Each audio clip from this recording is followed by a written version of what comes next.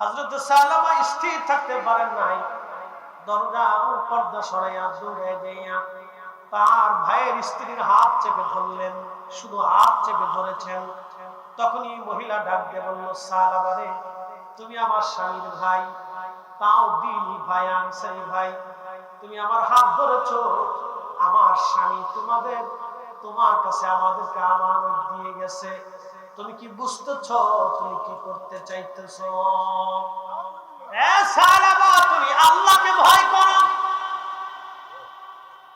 সাহাবী রাসূল সাথে সাথে হাত ছেড়ে দিলেন, দেরি করেন নাই, একটা দৌড় মেরে মদিনা থেকে পাহাড়ে চলে গেলেন। পাহাড়ে যাইয়া খাওয়া দাওয়া বাদ দিয়ে সিজদার মধ্যে পড়ে কাঁদে, আল্লাহ আমি ভুল করে ফেলছি, আল্লাহ আল্লাহ আমি ভুল করে ফেলছি। পয়েলগাছাবাসী, ওয়াজ যত দূরে যায়, এখানে বহু মুসলমান আছে শান নামাজ পড়ে নাই, বহু মুসলমান মাগরিব পড়ে নাই। মাগরিবের নামাজে সিজদা দেওয়াটা ছিল আল্লাহর হুকুম। বহু মুসলমান আসরের নামাজ পড়ে নাই। মন খারাপ করবেন না, আমি কষ্ট দেওয়ার জন্য বলতেছি না। আপনি ফিরে আসেন, ইলা রাব্বিকি রাদিয়াতাম মারদিয়া, আল্লাহর সন্তুষ্টির দিকে ফিরে আসেন। আপনি আল্লাহর সন্তুষ্টির দিকে আপনি ফিরে আসেন, আল্লাহর সন্তুষ্টির দিকে আপনি ফিরে আসেন। ভয় নাই, নামাজ তো ছেড়ে দিয়েছেন, জীবনে বহু অপরাধ করে ফেলছেন, আপনি অনেক ভয় করবেন না। সাহাবী রাসূল পাহাড়ের মধ্যে যে কান্না শুরু করলেন সিজদায় পড়ে, আল্লাহ মনিবের অবাধ্য গোলামের পরিণতি না জানি কি কঠিন হবে। মনিবের অবাধ্য গোলামের, বুঝেন নাই, মনিবের অবাধ্য গোলাম। আল্লাহ আমি তো সাহাবী রাসূল অনেক বড় অন্যায় করে ফেলছি। আমি কি করছে, শুধুমাত্র হাত পা ধরছে, এতটুকুনি এত ভয় অন্তরে আসলো। আমি তো সাহাবী রাসূল, আল্লাহ আমি আমানতের খেয়ানত করে ফেলছি, আজ আমি তোমার অবাধ্য হইছি, না জানি এই গোলামের হালত কি হবে আজ। আল্লাহ ক্ষমা না করলে সালাবা পাহাড় থেকে কোনদিন মদিনায় ফিরে যাবে না। সিজদায় পড়ে পড়ে কাঁদতেছিলেন, আহাকে কান্না। নবীজি তাবুকের যুদ্ধ থেকে ফিরে আসলেন, সাহাবীরা যার যার ঘরে চলে গেলেন। সাহাবী, মুহাজির সাহাবী বাড়িতে যাওয়ার পর স্ত্রীকে বলেন, বিবি আমার তোমরা কেমন আছো? বলে আলহামদুলিল্লাহ, আল্লাহ আমাদেরকে ভালো রাখছে। বলো আমার ভাই সালাবা তোমাদের সাথে কেমন ব্যবহার করেছে? স্ত্রী বলতেছে, স্বামী গো, আপনার ভাইয়ের কাছে আমাদেরকে আমানত দিয়েছিলেন, তিনি যথোপযুক্ত হক আদায় করেছেন বটে, কিন্তু একটা ভুল করে বসছে। বলে বিবি কি ভুল?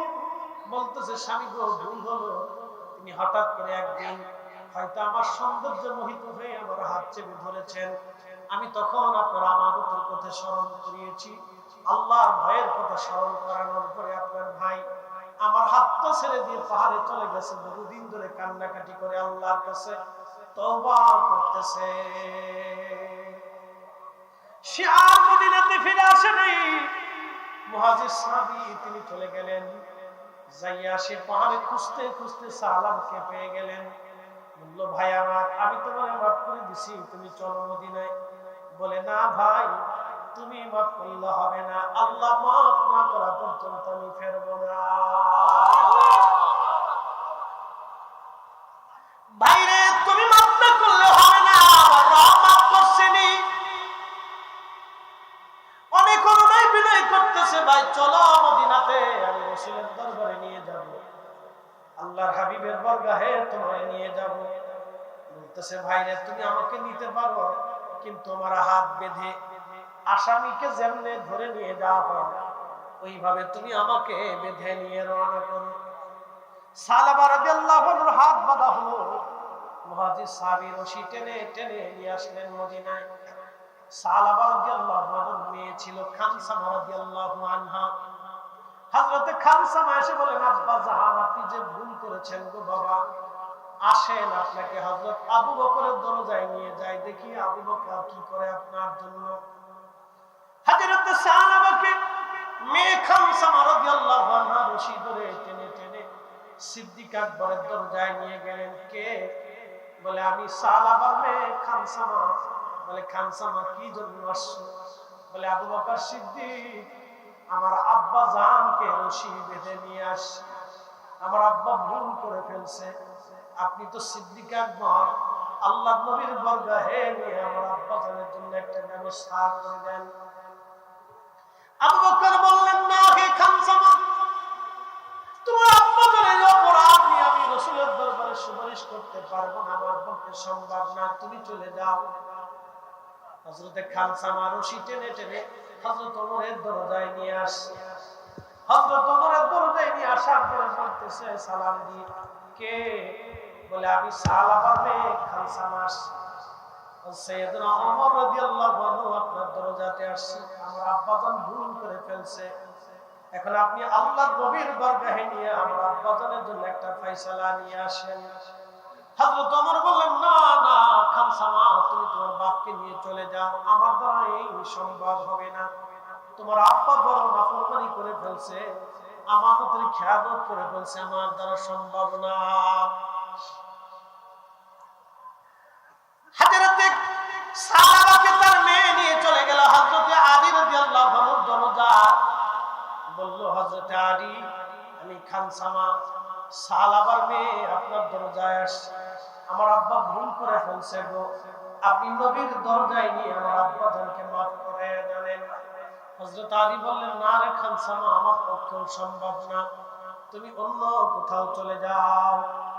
হযরত খানসামা ডাক দিয়ে বলতেছে, আব্বা জান, আবু বকরের দরজায় গেলাম, তিনিও জায়গা দিলেন না, হযরত ওমরের দরজায় গেলাম, তিনিও জায়গা দিলেন না, আলীর দরজায় গেলাম, তিনিও জায়গা দিলেন না, আপনাকে নিয়ে চলি আল্লাহর হাবিবের বরগাহে। রশি টানতে টানতে আল্লাহর হাবিবের বরগাহে নিয়ে গেলেন। কে? সালাম দিয়ে বলেন, ইয়া রাসূলুল্লাহ, আমি খানসামা, আপনার সাহাবী সালাবার মেয়ে, আপনার আসামি সালাবাকে রশি বেঁধে ধরে নিয়ে আসছি। হুজুর, আমি আমার আব্বাজানকে নিয়ে আসছি, রশি বেঁধে আসামি ধরে নিয়ে আসছি, আপনি কিছু করেন, না হলে আপনার সালাবা ধ্বংস হয়ে যাবে। ঠিক তখনই সাহাবী রাসূল খানসামা রাদিয়াল্লাহু আনহা এবং সালাবা রাদিয়াল্লাহু আনহু দাঁড়িয়ে দাঁড়িয়ে দরজায় কাঁদতেছিলেন। আল্লাহর নবী ডাকতে বললেন, খানসামা রে, তুমি তোমার আব্বাজানকে নিয়ে যাও, আল্লাহর ওহী না আসা পর্যন্ত আমি রাসূল সিদ্ধান্ত দিতে পারি না। সালাবা ডাকতে বলল, মা খানসামা রে, আমার রশি ছেড়ে দাও, আমি পাহাড়ে চলে যাব, কোনদিন ফিরে আসবো না যদি আল্লাহ আমাকে মাফ না করে। রাসূলের সাহাবী রওনা হয়ে গেলেন, যেতে যেতে পাহাড়ে চলে গেলেন। পাহাড়ে যাওয়ার পরে কাঁদতেছিলেন আর বলতেছিলেন, হে রব, আমি আবু বকরের দরজায় গেছি, তিনি তাড়িয়ে দিয়েছেন, আমি ওমরের দরজায় গেছি, তিনিও তাড়িয়ে দিয়েছেন, আমি হযরত আলীর দরজায় গেছি, তিনিও তাড়িয়ে দিয়েছেন, আমি তোমার মেহবুবের দরজায় গেছি, তিনি আমাকে নিরাশ করেছেন। আল্লাহ, ইয়া আল্লাহ, তোমার দরজা থেকে যদি আমাকে নিরাশ করে দাও, তোমার খানসামা ধ্বংস হয়ে যাবে আল্লাহ, তোমার সালাবা ধ্বংস হয়ে যাবে আল্লাহ। আল্লাহ, আমি সালাবা কোনদিন মদিনায় ফিরে যাব না যদি তুমি ক্ষমা না করো আল্লাহ। এইভাবে বিনয় বিনয় করে সালাবা রাদিয়াল্লাহু আনহু কাঁদতেছিলেন। আমার আল্লাহ জিবরাইলকে পাঠিয়ে দিলেন আল্লাহর হাবিবের বারগাহে। জিবরাইল আমিন এসে সালাম দিলেন, ইয়া রাসূলুল্লাহ, পৃথিবীর মালিক কি আপনি না আল্লাহ? বলে, হে জিবরাইল, সৃষ্টির মালিক আমার রব, আমার আল্লাহ। হাবিব, আল্লাহ বড় দয়াবান, আল্লাহ বড় দয়াবান। বন্ধু, আল্লাহর হাবিব সাহাবাকে সংবাদ দিয়ে দেন আল্লাহ তার জীবনের অপরাধ মাফ করে দিয়েছে। চিৎকার করে বলেন আল্লাহু আকবার। কখনো তোমাকে যদি ভুলি হেদায়েতের আলো জেনে নিয়ে কাছে তুলি, কখনো তোমাকে যদি ভুলি হেদায়েতের আলো জেনে নিয়ে কাছে তুলি, ঠাই দিও প্রিয়তম গো, ঠাই দিও প্রিয়তম ওগো মহিয়ান, তুমি রহমান তুমি মেহেরবান, অন্ধ গাহে না শুধু তোমারি গুণগান, অন্ধ গাহে না শুধু তোমারি গুণগান, বুঝেও বুঝে না তনুষান, তুমি রহমান তুমি মেহেরবান। আল্লাহুম্মা সাল্লি আলা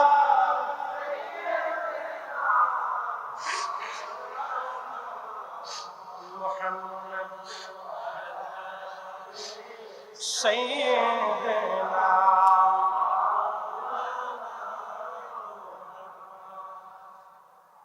হযরত সালাবার ব্যাপারে নবীজি ডাক দিলেন সাহাবীরা, সালাবার আল্লাহ মাফ করে দিয়েছে, তোমরা কে কে আমার সালাবাকে পাহাড় থেকে আনতে যাবা বলো। হযরত আবু বকর, হযরতে ওমর, হযরতে সালমান ফারসি, হযরত আলী রিদওয়ানুল্লাহি তাআলা আলাইহিম আজমাইন, এই চারজন মহান সাহাবী দাঁড়িয়ে গেলেন। আল্লাহর নবী বললেন আবু বকর ওমর তোমরা দুইজনে বসো, সালমান ফারসি এবং আলী রাদিয়াল্লাহু আনহুম তোমরা দুইজনে চলে যাও, আমার সাহাবাকে পাহাড় থেকে খুঁজে তলাশ করে নিয়ে আসো। নবীর মহান দুইজন সাহাবী খুঁজতে খুঁজতে পাহাড়ের গহ্বরে যায় দেখলেন একটা কোনায় সালাবা সিজদায় পড়ে কাঁদতেছে, আল্লাহ ক্ষমা যদি না করো তোমার সালাবা ধ্বংস হয়ে যাবে, আল্লাহ তোমার সালাবা ধ্বংস হয়ে যাবে, ক্ষমা যদি না করো।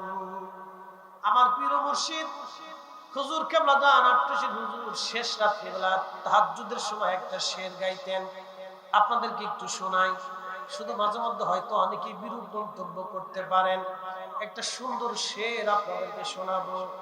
হুজুর কেবলা এইভাবে গাইতেন, গুনাহগার বলে মাওলা, অপরাধী বলে মাওলা, দূরে ফেলে দিও না,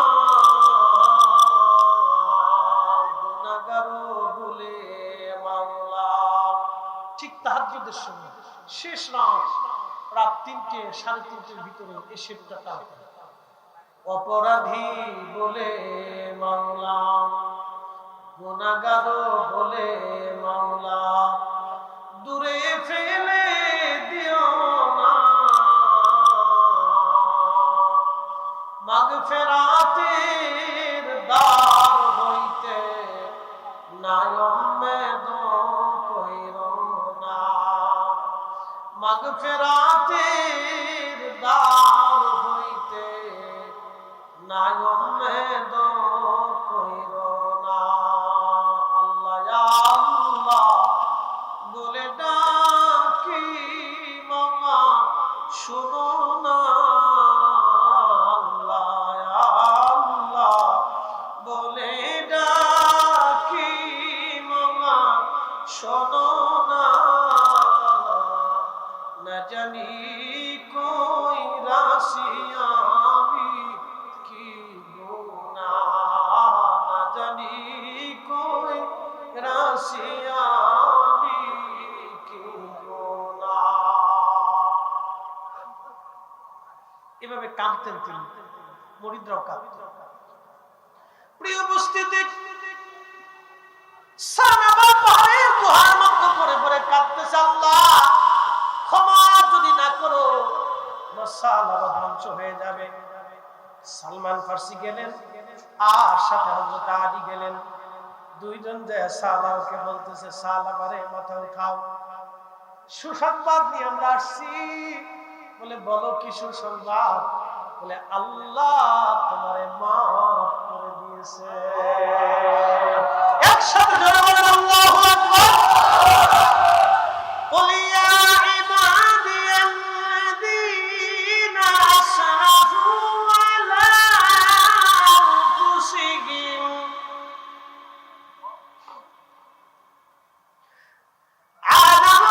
أنفسهم لا تقنطوا من رحمة الله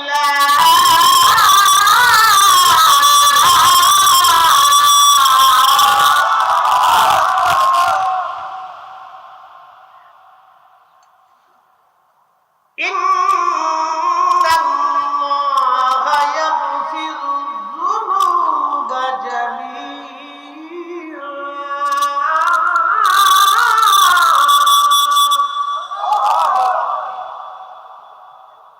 رب العالمين বলেন কুল হাবিব আপনি বলে দেন ইয়া ইবাদিয়াল্লাযীনা আসরাফু, হে আমার গোলামরা বান্দারা, তোমরা যদি নিজের নফসের উপরে জুলুম করে ফেলো, গুনাহ করো, লা তাকনাতু মির রাহমাতিল্লাহ, আমার রহমত থেকে তোমরা নিরাশ হয়ো না, আমার রহমত থেকে তোমরা নিরাশ হয়ো না। একবার চিৎকার করে বলেন আল্লাহু আকবার। আল্লাহু আকবার। পৃথিবীর শ্রেষ্ঠ সংবাদের এক সংবাদ আপনাদেরকে শুনাইলাম। পৃথিবীর শ্রেষ্ঠ সংবাদের এক সংবাদ আপনাদেরকে শুনাইলাম। লা তাকনাতু মির রাহমাতিল্লাহ, গুনাহ যদি এত পরিমাণে হয়, তুমি সাত আসমান ভরে ফেলে দিয়েছো, গুনাহ যদি এত পরিমাণে হয়, পৃথিবীর সব নদী সাগর মহাসাগর পর্যন্ত ভরে ফেলছো, গুনাহ যদি এত পরিমাণে হয়, সাতটা জমিন তুমি ভরে ফেলছো, লা তাকনাতু মির রাহমাতিল্লাহ, বান্দা ও বান্দা, আমার রহমত থেকে তুমি নিরাশ হয়ো না, আমি নিরাশ করব না। ইন্নাল্লাহা, নিশ্চয় আমি আল্লাহ, অবশ্যই আমি আল্লাহ, ইয়াগফিরুয যুনুবা জামিআ, তোমাদের জীবনের সব গুনাহগুলি আমি আল্লাহ মাফ করে দেব, কিন্তু শর্ত হলো তোমাকে তওবা করে ফিরে আসতে হবে। এজন্য আল্লাহ দেখা গেলেন তাদের কবরে মাত্র 3 টুকরা কাফনের কাপড় দেওয়া হলো। হাজার হাজার বিঘা সম্পত্তির মালিক যাদের ছিল, তারা কবরে চলে গেলেন, মাত্র 3.5 হাত জমিন কবর তাদের জন্য বরাদ্দ হলো। আপনি পৃথিবীর মালিক যদি হন, 3.5 হাত কবর আপনার জন্য বরাদ্দ। আপনি যদি হাজার হাজার বিলিয়ন ট্রিলিয়ন কোটি কোটি টাকার মালিক হন, পৃথিবীর সমস্ত স্বর্ণ আপনার যদি মালিকানায় আসে, পৃথিবীর সমস্ত যদি গহনা এবং রূপা এবং আপনার কি বলে আর জহরত বলি, হীরা মণিমুক্ত যদি আপনার অধীনে চলে আসে, মাত্র 3 টুকরা কাপড়ের কাপড় আপনার জন্য বরাদ্দ। এর বেশি 1 ইঞ্চি বেশি পাবেন না। মাত্র 3 টুকরা বরাদ্দ, 3 টুকরা বরাদ্দ কাপড়, মাত্র 3.5 হাত জমিন বরাদ্দ। আমরা এই দুইটা কথা যদি কেউ বাড়ি পর্যন্ত নিয়ে যেতে পারেন, তাহলে আজকে তওবা হবে। আল্লাহ জীবনে কারো অর্থ মেরে খাবো না, জীবনে কারো হক মেরে খাবো না, আল্লাহ জীবনে কারো রক্ত চুষবো না, আল্লাহ জীবনে কারো অধিকার খর্ব করবো না, জীবনে ভাইয়ের সম্পদ মারবো না, জীবনে বোনের হক নষ্ট করবো না, জীবনে কখনো মা বাবার হক নষ্ট করবো না। শুধু দুইটা কথা বাড়ি নিয়ে যান। 1 নম্বর, আপনি অনেক অর্থের, যত অর্থের মালিক হন, পৃথিবীর মালিক হলো আপনার জন্য মাত্র 3 টুকরা কাপড়ের কাপড় বরাদ্দ। সারা পৃথিবীর মালিকও যদি আপনি হয়ে যান, 3.5 হাত জমিন আপনার জন্য বরাদ্দ। এর বেশি কিছুই আপনি পাবেন না। সাহাবী 2 জন সাহাবাকে নিয়ে আসলেন, তখন আসসালাতু খায়রুম মিনান নাওম, ঘুম থেকে নামাজ ভালো। সমস্ত সাহাবী মসজিদ ভরা, একেবারে জায়গা নাই। হযরত সালাবা রাদিয়াল্লাহু আনহু সবার পিছনের কাতারে এসে দাঁড়াইলেন। আল্লাহর নবী কোরআন তেলাওয়াত শুরু করলেন। আলহামদুলিল্লাহ সূরা ফাতিহা পড়ার পরে নবীজি সূরা তাকাসুর শুরু করলেন।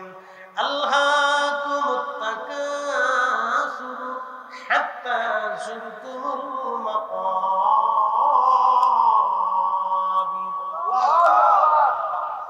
আলহাকুমুত তাকাসুর হাত্তা যুরতুমুল মাকাবির।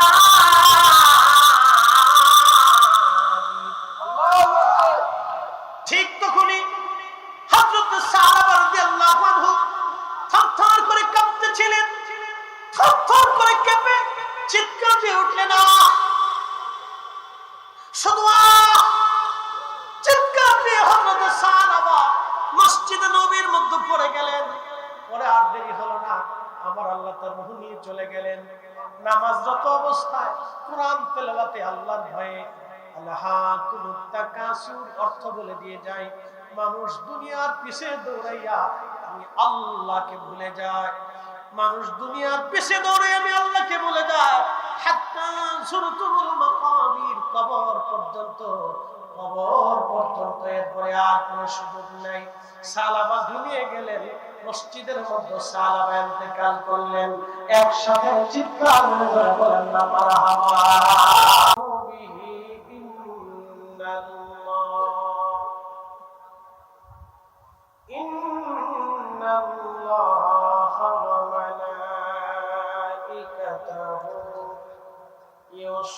يصلون على النبي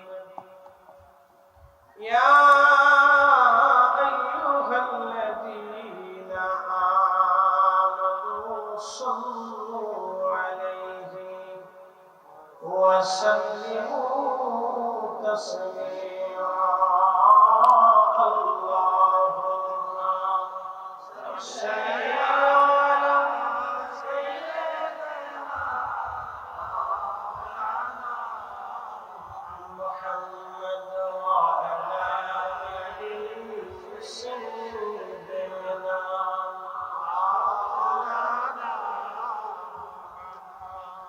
মহব্বতে পড়েন দুরূদ,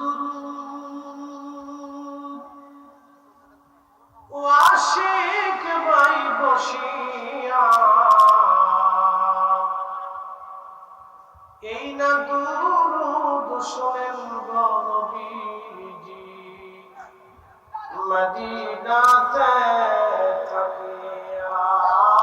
আল্লাহুম্মা সাল্লি মাশাআল্লাহ জামাত বলে বলুন ওয়ালা আলি সাইয়্যিদিনা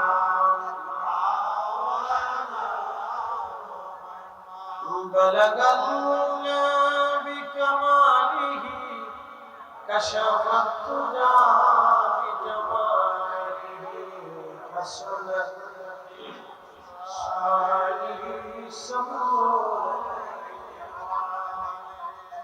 কালেমা তাওহীদ আরশ লেখা বামিতে মুহাম্মদ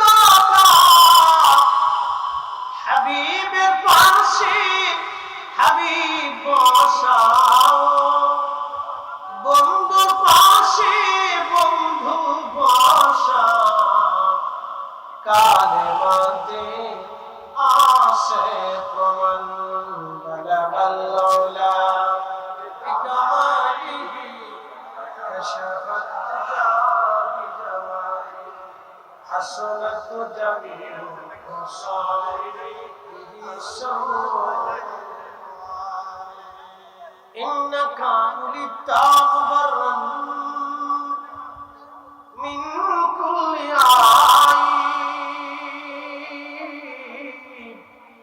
كأنك قد خلقت كما تشاء بلغ العلا بكماله كشف الدجى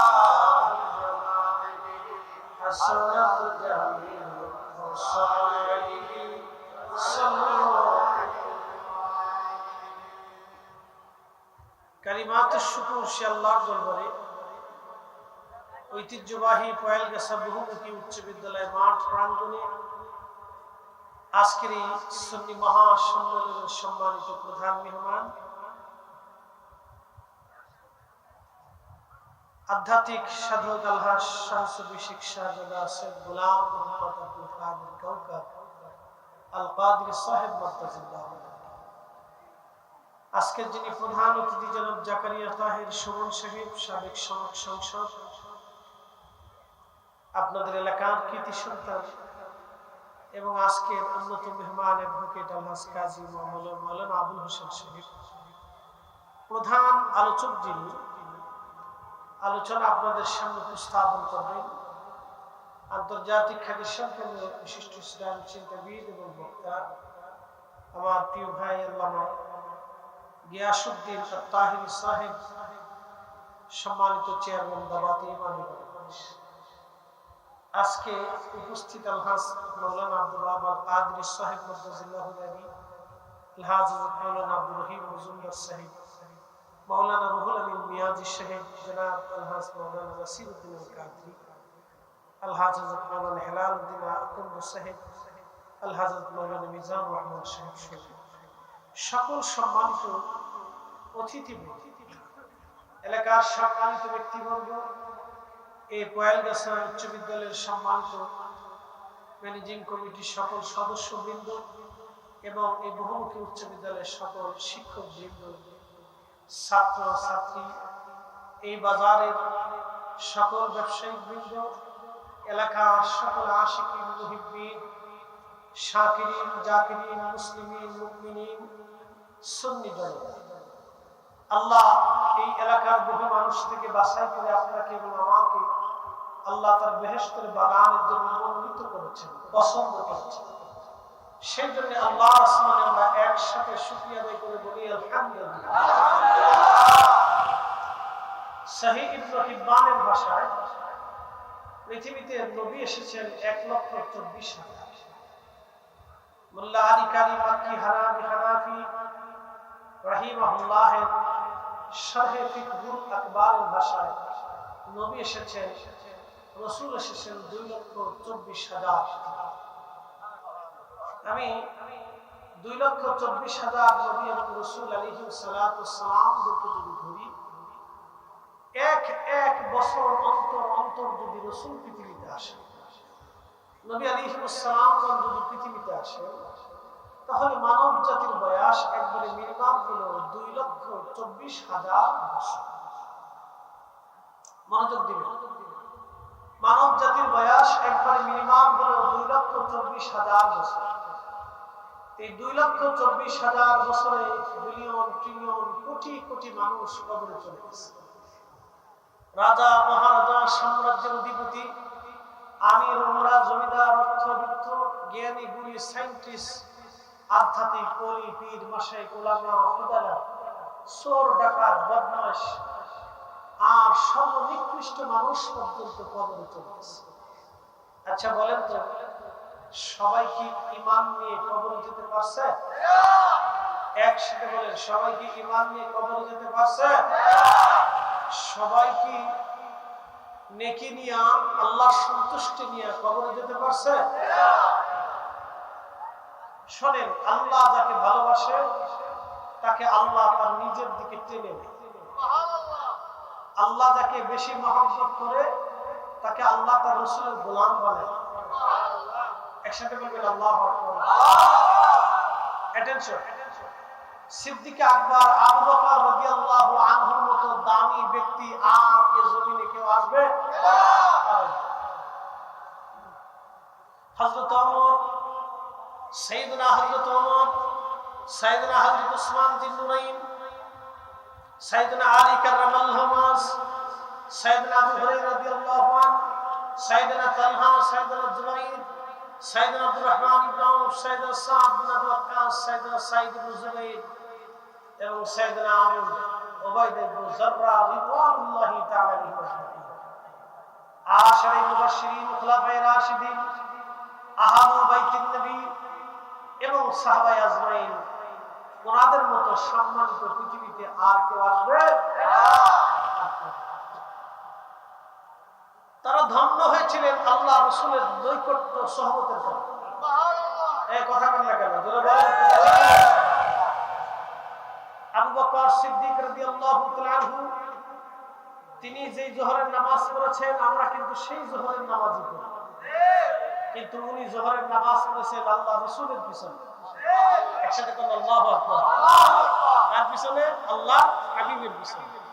আচ্ছা বলেন তো, বর্তমান 800 কোটি মানুষের ভিতরে 200 কোটি মুসলমান, 200 কোটি মুসলমানের নামাজ যদি এক পাল্লায় দেন, আপনি আরো সামনের দিকে চলে যান, একবারে তাবিঈন তাবিঈন থেকে শুরু করে অদ্যাবধি পর্যন্ত সমস্ত মুসলমানের নামাজ যদি এক পাল্লায় দেন, আবু সাইয়্যিদুনা আবু বকর, ওমর, উসমান, আলী, তালহা, জুবাইর, আব্দুর রহমান ইবনে আউফ, সাদ বিন আবি ওয়াক্কাস, আবু ওয়াইদ ইবনে জাররাহ, সাঈদ ইবনে জুবাইর, সানামদুল্লাহ আশারি মুবাশশিরিন, খুলাফায়ে রাশিদিন, আহলে বাইতুন নবী যারা ছিলেন, তাদের এক ওয়াক্ত নামাজ যদি এক পাল্লায় দেন, ওজনের সমান হবে না। কারণ কি?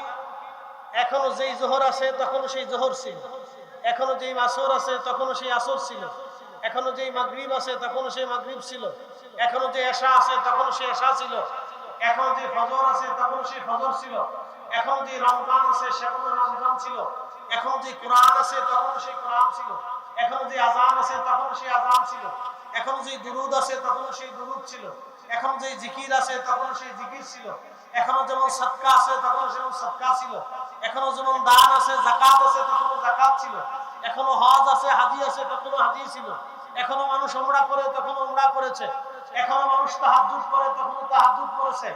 সাহাবায়ে کرام তাহাজ্জুদ করেছে রাসূল কারীমের পিছনে, সাহাবায়ে کرام নামাজ পড়েছে নবী দেখে, সাহাবায়ে کرام ঈমান আনছে নবী দেখে। এজন্য আমরা সুন্নিরা নবী নবী করি।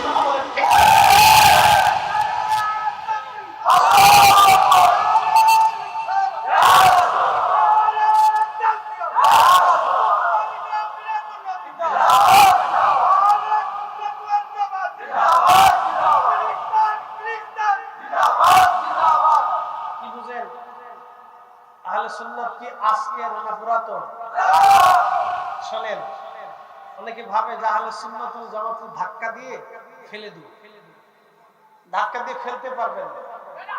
বাংলাদেশে যদি 10টা দরবার একত্রিত হয়ে ঢাকা মার্চ করে ঢাকা শহরে জায়গা দেওয়ার কোনো জায়গা নেই। বাংলাদেশের 10টা দরবার যদি একত্রিত হইয়া ঢাকা শহরে মার্চ করে বাকি 12,000 দরবার বাদ দিলাম, আর যদি 12,500 দরবার মিলে একসাথে বীর মরিচ মার্চ করে বাংলাদেশের কোথাও জায়গা দেওয়ার জায়গা পাবেন না।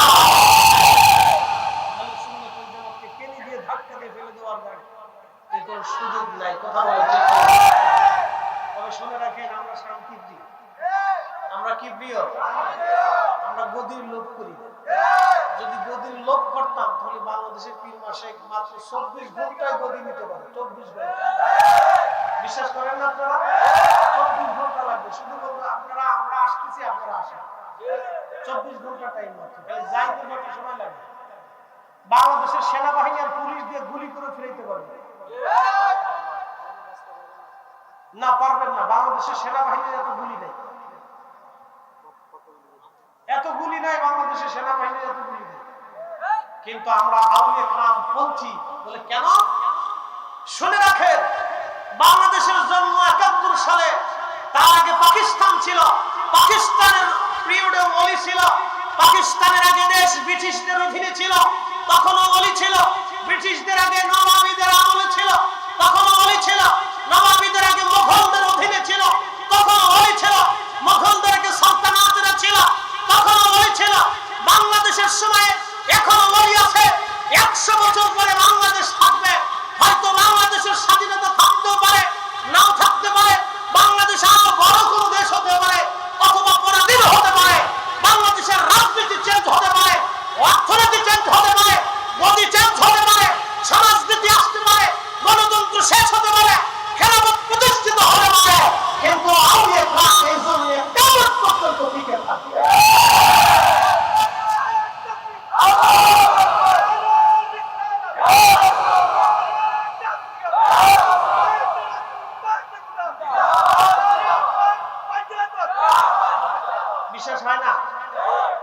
শরীফ বিশ্বাস হয়?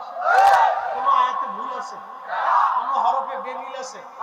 যদি কোরআন কলিজার ভিতর থেকে বিশ্বাস করেন তো ভাববেন এটা আল্লাহর কালাম, পৃথিবীর কোন ব্যক্তির কালাম না, কালামুল্লাহ, কালামুল্লাহ। যালিকাল কিতাবু লা রাইবা ফীহি হুদাল লিল মুত্তাকিন। এমন এক কিতাব, কোনো সন্দেহ নাই। লাউ আনজালনা হাযাল কুরআন আলা জাবাল, হুজুর আমি যদি কোরআন পাহাড়ে নাযিল করতাম, লারাইতাহু খাশিআন মুতাসাদ্দিআন মিন খাশিয়াতিল্লাহ, আপনি দেখতেন আমি খোদার ভয়ে পাহাড় গলে মিসমার হয়ে যাইত। হুজুর এই কোরআন আমি আপনার কলবে নাযিল করেছি। ইন্না আনজালনাহু ফি লাইলাতিল কদর, আমি লাইলাতুল কদরের মতো মুবারকময় রজনীতে এই কোরআন শরীফ নাযিল করেছি। হাবিব বাল হুয়া কুরআনুন মাজিদুন ফি লাউহিন মাহফুজ, আমি সেটা লাউহে মাহফুজে সংরক্ষণ করেছি। বন্ধু আমি যা বলেছি আকাশ ভেঙে যাবে, পৃথিবী পড়ে যাবে, সাগর শুকিয়ে যাবে, লা তাবদীলা কালিমাতিল্লাহ, আমার কালামের কোনো পরিবর্তন হবে না। আলা ইন্না আউলিয়া আল্লাহ, আউলিয়া আল্লাহ বহু শব্দ বহু বচন ব্যবহার করে।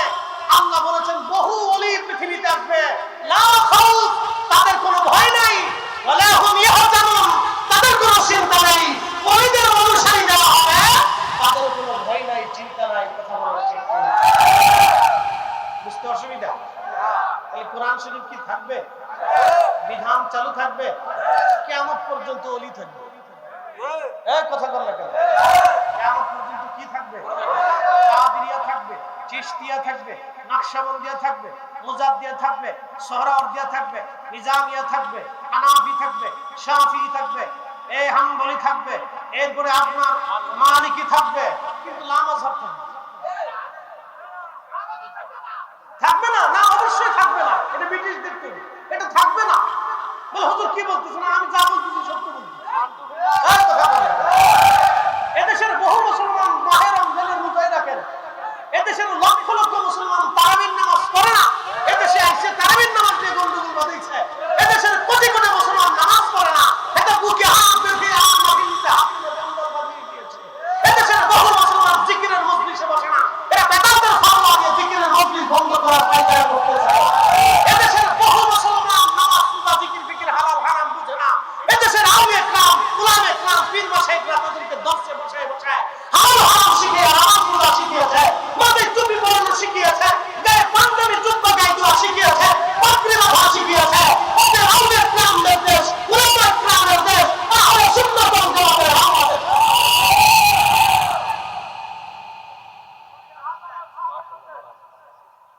বুঝতে কি কোনো কষ্ট হচ্ছে আপনাদের? বুঝে যাবে, আমি অল্পতে অনেক ওয়াজ শুরু করছি। ওয়াজ করলে কি লাভ, শুনলে কি লাভ? লাভ হবে তার আমলে, আমলেও লাভ হবে না নবী প্রেম না থাকলে দিলে। ঠিক কিনা?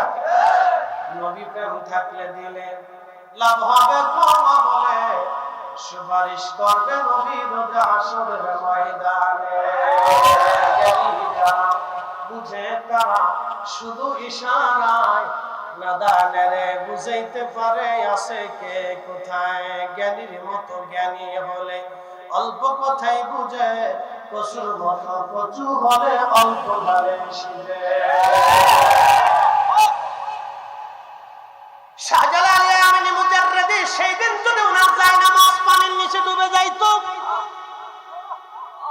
যদি শাহজালাল আমিনী মুজাররদি রাহিমাহুল্লাহর জায়নামাজ যদি পানির নিচে ডুবে যাইতো, আজকের এই সুন্দর বাগান আপনি পেতেন না।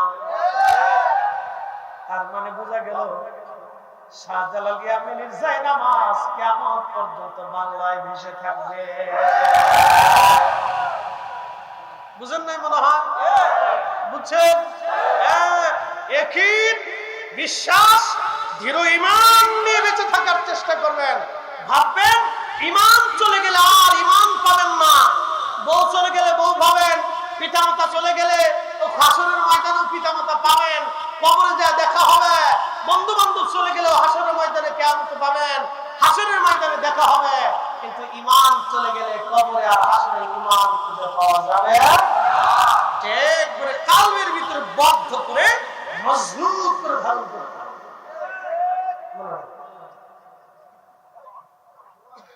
খাজা বাবা আজমির সঞ্জনী রহমাতুল্লাহ আলাইহি, প্লিজ কথা বলবেন না, ওয়াজের ভিতরে কথা বলতে হবে, শুনতে হবে। খাজা বাবা আজমির রহমাতুল্লাহ আলাইহি সেই দিন তিনি আজমির শরীফে দাঁড়াইয়া এক মুষ্টি মাটি নিয়ে বিসমিল্লাহি আল্লাহু আকবার বলে পানিপথের প্রান্তরে ছুঁড়ে মেরেছিলেন। খাজা বাবা আজমিরের সেই ধুলি যদি পানিপথ প্রান্তরে না ছড়িয়ে পড়তো, তাহলে ভারত উপমহাদেশে আজকে আপনি ইসলাম খুঁজে পেতেন না।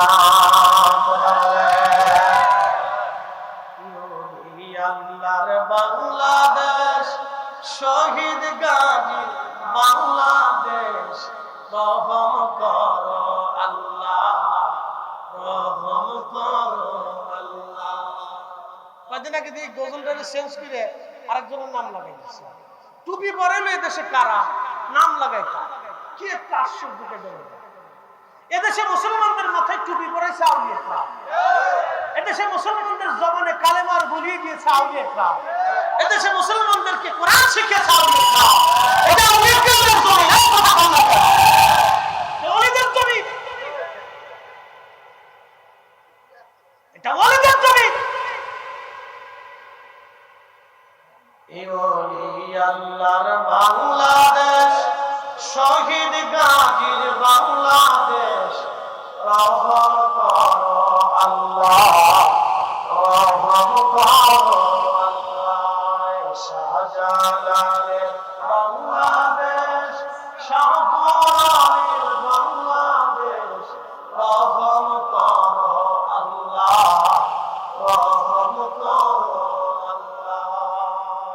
লা ইলাহা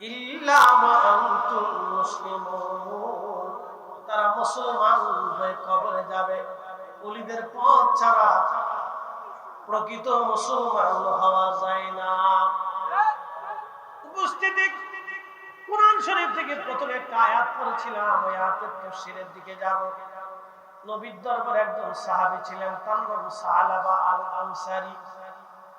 ওই সময় মুহাজির সাহাবী যারা ছিলেন তারা হিজরত করে। চিন্তা করেন, আল্লাহ রাসূলের কথার সাথে মিলে দেখেন, সাহাবারা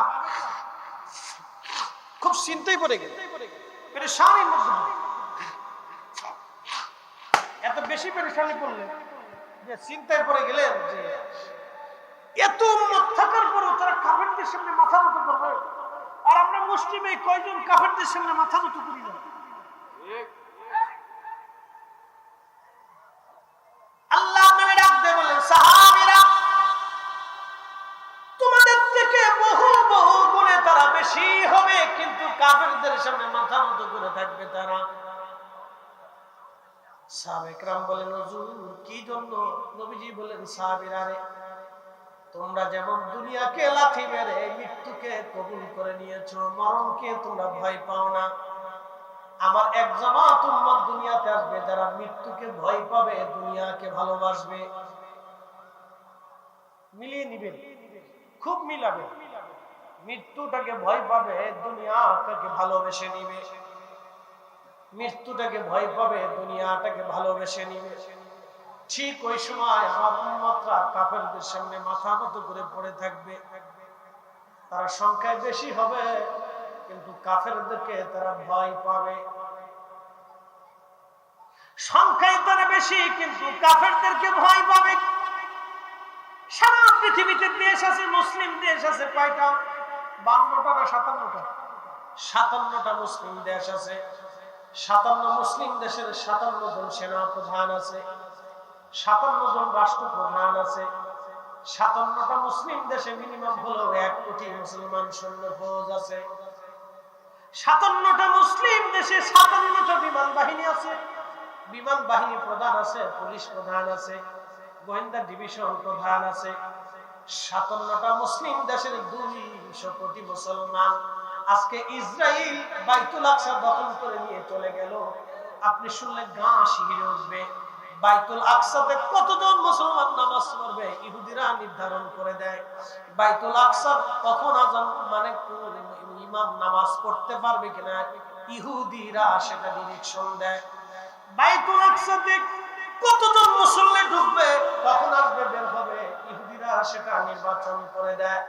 বাইতুল আকসা আমাদের নিয়ন্ত্রণে নাই, এটা কাফেররা নিয়ে চলে গেছে। 200 কোটি মুসলমান থাকার পর বাইতুল আকসা আমাদের হাতছাড়া হয়ে গেল। 57 জন সেনা প্রধান থাকার পর বাইতুল আকসা চলে গেল। 1 কোটি মুসলিম ফৌজ সৈন্য বাহিনী থাকার পর বাইতুল আকসা চলে গেল। তার অর্থ হলো মুসলমান দুনিয়া পাইয়া আল্লাহ ভুলে গেছে, রাসূলের গোলামি ভুলে গেছে। কথা বলেন ঠিক কিনা? আপনি বুঝে বুঝে আল্লাহ রাসূলের কথার সাথে মিলিয়ে দেন। 1450 বছর আগে যা যা বলেছে ঠিক। সংখ্যা অনেক হবে, কিন্তু তার কাফেরদের সাথে সামনে মাথা নত করে ভয় পাবে। আপনি বুঝতে পারছেন, পৃথিবীর কোন দেশ সাহস পায় না। পৃথিবীর কোন দেশ সাহস পায় না।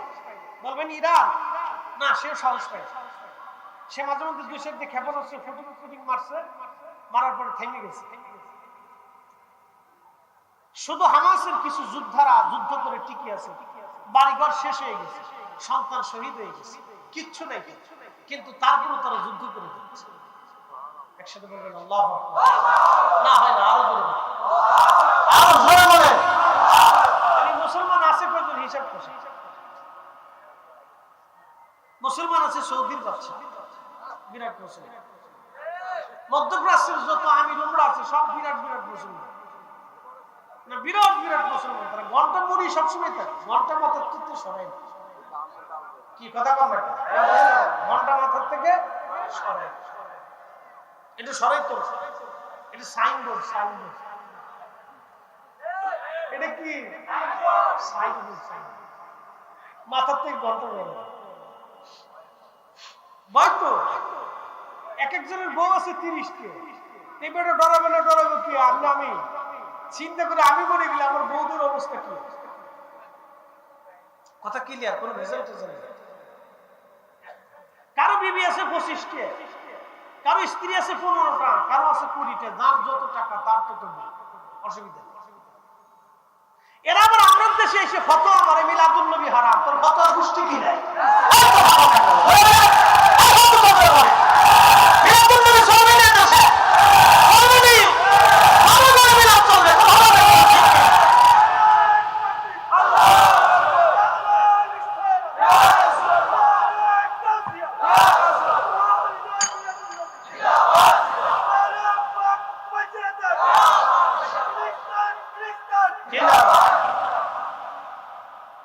আমরা দেশে ফতোয়া ইস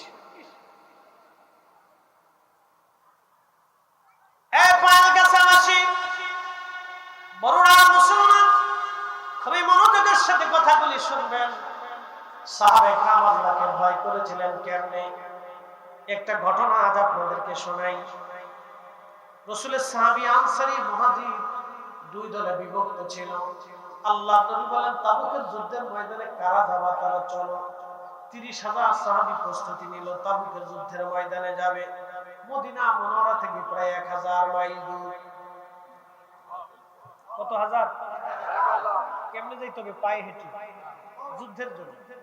কোন সাহাবী আসছে, তার কোনো খাবার টাবার নেই, একই কাপড়, একটা জুব্বা, একটা চাদর আর একটা তলোয়ার নিয়ে যুদ্ধের রওনা দিচ্ছে। একসাথে বলবেন আল্লাহু আকবার।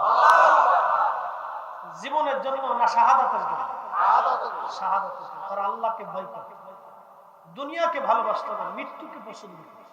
কারণ তারা জানতো আমার মৃত্যু মানে আল্লাহর সাথে সাক্ষাৎ। এই আশিক রাসূল যারা, তারা মরণকে ভয় করে। তারা চিন্তা করে মৃত্যুর পরেই আমার কবরে আমার রাসূলের সাথে দেখা হবে। ইমাম আহলুস সুন্নাহ আলা হযরত রাহিমাহুল্লাহ, হুজুর গাউসে পাক রাহিমাহুল্লাহ, ইমাম মালিক রাহিমাহুল্লাহ, মুজাদ্দিদ আল-ফিসানি রাহিমাহুল্লাহ, খাজা বাকিবিল্লাহ রাহিমাহুল্লাহ, শাহ সুফি ফতেহ আলী রাসূলের নামা রাহিমাহুল্লাহ, পৃথিবীর বড় বড় বুজুর্গ যারা ছিলেন তারা মৃত্যুকে পছন্দ করতেন যে মৃত্যুর পরেই আমার রাসূলের সাথে বিদায় হবে। আল্লাহু আকবার। সাহাবী রাসূল 30,000 সাহাবী তাবুকের যুদ্ধের ময়দানের দিকে রওনা করলেন। 30,000 সাহাবীর ভিতরে একজন সাহাবী ছিলেন মুহাজির। মুহাজির সাহাবীর ভাই ছিল হযরত সালাবা। সালাবা ছিলেন আনসারী সাহাবী। সালাবাকে বলে গেলেন, ভাই আমার, আমি তো যুদ্ধের ময়দানে চলে যাচ্ছি, তুমি যেহেতু মদিনাতে আছো, আমার স্ত্রী আছে, আমার সন্তান আছে, আমার স্ত্রী সন্তানদের ভরণ পোষণ, খাবার দাবার দেখাশোনা তুমি করবে। হযরত সাহাবী যুদ্ধের ময়দানে চলে গেলেন। দীর্ঘদিন পর্যন্ত সালাবা রাদিয়াল্লাহু আনহু তিনি ওই ঘরের মধ্যে খাবার দিয়ে আসেন, প্রয়োজনীয় সামগ্রী, পানি দিয়ে আসেন, লাকড়ি টাকড়ি দিয়ে আসেন, সমস্ত প্রয়োজনীয় সামগ্রী দিয়ে আসেন। একদিন শয়তান ডাক দিয়ে বলল, সালাবারে, তুমি তো প্রত্যেক দিন তোমার ভাইয়ের স্ত্রীর ঘরে খাবার দিয়ে আসো, তার সন্তানদেরকে খাবার দিয়ে আসো, কিন্তু তুমি তো একটা বড় পর্দা সরায় দেখো নাই তোমার ভাইয়ের স্ত্রী দেখতে কেমন। শয়তান রাসূল কারীমের সাহাবীর অন্তরের মধ্যে ধোঁকা দিয়ে বসলো। আল্লাহ নবী বলেন, সাহাবীরা রে শোনো, উম্মতেরা শোনো, শয়তান রক্তের শিরার ভিতরে দিয়ে ঢুকে কলবের মধ্যে বসে বসে ধোঁকা দিতে থাকে। যদি ধোঁকা থেকে তুমি বাঁচতে চাও তো আল্লাহর জিকিরের ধাক্কা মারো। আল্লাহর জিকিরের ধাক্কা যখন মারবেন তখনই শয়তান আপনার কাল থেকে বের হইয়া দৌড়াইয়া পালাইয়া চলে যাবে। চিৎকার করে বলেন আল্লাহু আকবার। এজন্য ওলিরা জিকির করাইতো। ওলিরা কি করাইতো? আর আমরা দেশের মোল্লাই সৌদি আরব ফেরত, made in Saudi Arab, made in Abdul Wahhab মুজদি। উনি বেদাতের হত্যা হচ্ছিল, সাহাবীদের জমানায় ছিল না সূরা থাকা। এই কেমন ছিল সাহাবীদের জমানায় ছিল না? আল্লাহু সাউতি বিযিকরিহি ইয়ানশারিফুন নাস মিনাল মাক্তু ওয়া কানা আলা আদিন নবী সাল্লাল্লাহু আলাইহি ওয়াসাল্লাম রাওয়াহুল বুখারী। নবীর জমানায় তো সাহাবীরা ফরজের নামাজের পরে উচ্চ আওয়াজ দিয়ে জোরে জোরে জিকির করতেন। একসাথে ফতোয়া মারতেছে, ফতোয়া দিয়ে ইসলাম তুমি শেষ করে দিচ্ছে। এত ফতোয়া মারছে যে আমাদের যুবক শ্রেণী আজকে অধিক যুবকরা আদবের নষ্ট হয়ে গেছে। দেখেন মুরব্বী দেখলে সালাম দেয়, এই কথা কথা ক্লাস 10 এর পোলাপানে জানলে ছাত্র এবং শিক্ষকরা ধরে পিটা, এটা দেখলে আপনার কাছে হাসি উঠবে। আগামীর দিন আমাদের অন্ধকার নিমজ্জিত, আমাদের আগামীর দিন অন্ধকার নিমজ্জিত। এই যে বিদ্যালয়গুলিতে প্রথম সবক আদব শেখানো উচিত। প্রত্যেকটা বাংলাদেশের বিদ্যালয়ে বিদ্যাপীঠে সিলেবাসের প্রথমেই আদব শেখানো উচিত। এটা আদব শেখানো হয় না। বাংলাদেশে এক এক সময় এক একটা শিক্ষা ব্যবস্থার ভিতরে কিছু আস্তিক নাস্তিক আবিদাবি আল্লাহ আল্লাহ আল্লাহ বসে থাকে, যেগুলির কারণে আমাদের শিক্ষা ব্যবস্থা ধ্বংস হয়ে যাচ্ছে। নারী কমিশন নামে নারী কমিশন এইসা বলে দিল পতিতাদেরকে কর্মজীবী শ্রমজীবীর মর্যাদা দিতে হবে। আর এটা আমাদের দেশের লক্ষ লক্ষ নারীদেরকে বেশ্যা বানানোর বুদ্ধি হয়েছে।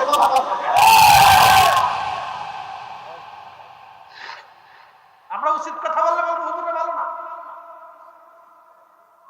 আপনি বুঝতে পারতেছেন যদি এদেশের পতিতাদেরকে যদি শ্রমিক হিসেবে মর্যাদা দেওয়া হয়, এদেশের লক্ষ লক্ষ নারীরা পতিতা ব্যবসায়ী নিয়ে যাবে, লক্ষ লক্ষ যুবকদের চরিত্র নষ্ট হবে, লক্ষ লক্ষ ফ্যামিলি ধ্বংস হবে, লক্ষ লক্ষ সন্তানের বাবা মার কোনো পরিচয় থাকবে না।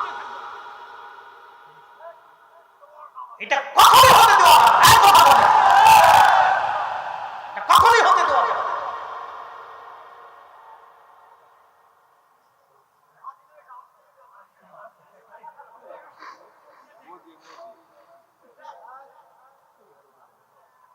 প্রিয় উপস্থিতি হাজিরিন, মনোযোগ দিবেন। সাহাবী রাসূল খাবার আনতে গেলেন, খাবার দিতে গেলেন। তিনি তিনার ভাইয়ের ঘরে, স্ত্রীর ঘরের মধ্যে বাড়িতে খাবার দিলেন, কিন্তু পর্দা সরাইলেন। সরায় দেখলেন এক পরমা সুন্দরী নারী। কারণ আরবের মেয়েরা অত্যন্ত সুন্দরী হয়, যে সুন্দর তো অনেক সুন্দর। হযরত সালামা স্থির থাকতে পারেন নাই, দরজা পর্দা সরাইয়া দৌড়ে যাইয়া তার ভাইয়ের স্ত্রীর হাত চেপে ধরলেন। শুধু হাত চেপে ধরেছেন, তখনই মহিলা ডাক দিয়ে বলল, সালামা রে, তুমি আমার স্বামীর ভাই, তাও দিনী ভাই, আনসারী ভাই, তুমি আমার হাত ধরেছো। আমার স্বামী তোমার কাছে আমাদেরকে আমানত দিয়ে গেছে। তুমি কি বুঝতেছ তুমি কি করতে চাইতেছ? তুমি আল্লাহকে ভয় করো। সাহাবী রাসূল সাথে সাথে হাত ছেড়ে দিলেন, দেরি করেন নাই, একটা দৌড় মেরে মদিনা থেকে পাহাড়ে চলে গেলেন।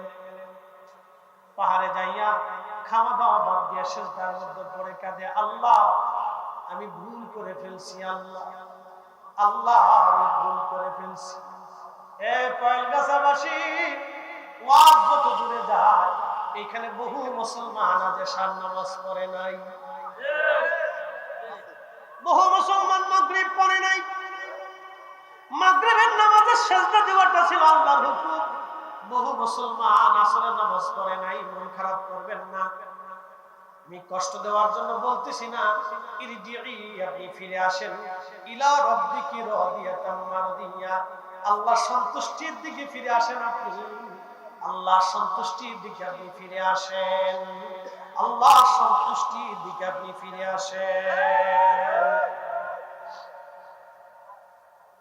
ভয় নাই, নামাজ তো ছেড়ে দিয়েছেন, জীবনে বহু অপরাধ করে ফেলছেন, আপনি অনেক ভয় করবেন না। সাহাবী রাসূল পাহাড়ের মধ্যে যে কান্না শুরু করলেন, সিজদায় পড়ে, আল্লাহ মনিবের অবাধ্য গোলামের পরিণতি না জানি কি কঠিন হবে।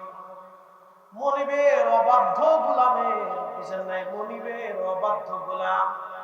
আল্লাহ আমি তো সাহাবী রাসূল অনেক বড় অন্যায় করে ফেলছি। আমি কি করছে, শুধুমাত্র হাত পা ধরছে, এতটুকুনি এত ভয় অন্তরে আসলো। আমি তো সাহাবী রাসূল, আল্লাহ আমি আমানতের খেয়ানত করে ফেলছি। আজ আমি তোমার অবাধ্য হইছি, না জানি এই গোলামের হালত কি হবে আজ। আল্লাহ ক্ষমা না করলে সালাবা পাহাড় থেকে কোনদিন মদিনায় ফিরে যাবে না। সেজদায় পড়ে পড়ে কাঁদতেছিলেন।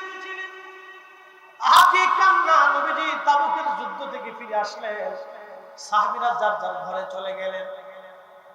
সাহাবী, মুহাজির সাহাবী বাড়িতে যাওয়ার পর স্ত্রীকে বলেন, বিবি আমার তোমরা কেমন আছো?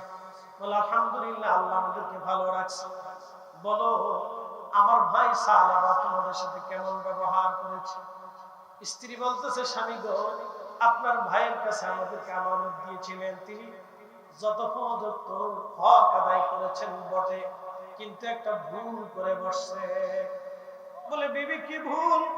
বলতেছে, স্বামী গো ভুল হলো তিনি হঠাৎ করে একদিন হয়তো আমার সৌন্দর্য মোহিত হয়ে আমার হাত চেপে ধরেছেন। আমি তখন আপনার আমানতের কথা স্মরণ করিয়েছি, আল্লাহর ভয়ের কথা স্মরণ করানোর পরে আপনার ভাই আমার হাতটা ছেড়ে দিয়ে পাহাড়ে চলে গেছে। বহুদিন ধরে কান্নাকাটি করে আল্লাহর কাছে তওবা করতেছে। সে আর মদিনাতে ফিরে আসে নাই। মুহাজির সাহাবী তিনি চলে গেলেন। যাইয়া সে পাহাড়ে খুঁজতে খুঁজতে সালামকে পেয়ে গেলেন। বলল, ভাই আমার, আমি তোমার মাফ করে দিছি, তুমি চলো মদিনায়। বলে, না ভাই, তুমি মাফ করলে হবে না, আল্লাহ মাফ না করা পর্যন্ত আমি ফেরবো না। ভাইরে, তুমি মাফ না করলে হবে না, আল্লাহ মাফ করছেনি। অনেক অনুনয় বিনয় করতেছে, ভাই চলো মদিনাতে, আমি রাসূলের দরবারে নিয়ে যাব, আল্লাহর হাবিবের বরগাহে তোমায় নিয়ে যাব। বলতেছে, ভাইরে তুমি আমাকে নিতে পারো, কিন্তু আমার হাত বেঁধে আসামিকে যেমনে ধরে নিয়ে যাওয়া হয় ওইভাবে তুমি আমাকে বেঁধে নিয়ে রওনা করো। সালাবা রাদিয়াল্লাহু আনহুর হাত বাঁধা হলো। মুহাজির সাহাবী রশি টেনে টেনে নিয়ে আসলেন মদিনায়। সালাবা রাদিয়াল্লাহু আনহুর মেয়ে ছিল খানসামা রাদিয়াল্লাহু আনহা। হযরতে খানসামা এসে বলেন, আব্বা জান, আপনি যে ভুল করেছেন গো বাবা, আসেন আপনাকে হযরত আবু বকরের দরজায় নিয়ে যাই, দেখি আবু বকর কি করে আপনার জন্য। হযরত সালাবাকে মেয়ে খানসামা রাদিয়াল্লাহু আনহা রশি ধরে টেনে টেনে সিদ্দিক আকবরের দরজায় নিয়ে গেলেন। কে? বলে, আমি সালাবার মেয়ে খানসামা। বলে, খানসামা কি জন্য আসছো? বলে, আবু বকর সিদ্দিক আমার আব্বা জানকে রশি বেঁধে নিয়ে আসছে, আমার আব্বা ভুল করে ফেলছে, আপনি তো সিদ্দিক আকবর, আল্লাহর নবীর বরগাহে নিয়ে আমার আব্বা জানের জন্য একটা ব্যবস্থা করে দেন। আবু বকর বললেন, না হে খানসামা, তোমার আব্বা জানের অপরাধ নিয়ে আমি রাসূলের দরবারে সুপারিশ করতে পারবো না, আমার পক্ষে সম্ভব না, তুমি চলে যাও।